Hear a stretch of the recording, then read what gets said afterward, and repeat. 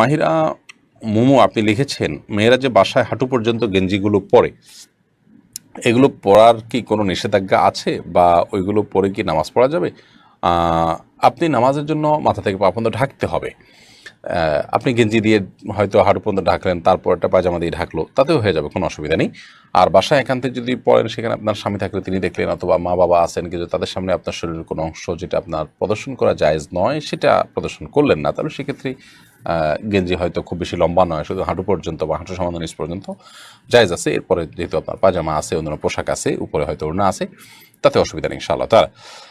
হ্যাঁ, এরপরে মাইদুল ইসলাম সুবর্ণ আপনি লিখেছেন, একটি মেয়ের গর্ভের সন্তানের 3 মাস হওয়ার আগেই গর্ভের বাচ্চা নষ্ট করে ফেলে, তাহলে কি সে গুনাহগার হবে?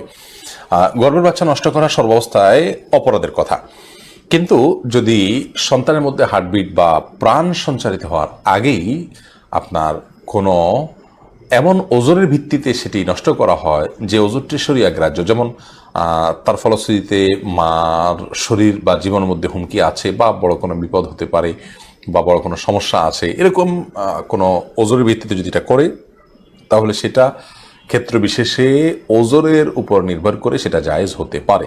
আর এমনিতে মনে চাইলো আর সন্তান নষ্ট করে ফেললো সামান্য ঠুনকো অজুহাতের ভিত্তিতে, এটি জায়েজ হবে না, এর ফলশ্রুতিতে মানুষ গুনাহগার হবে।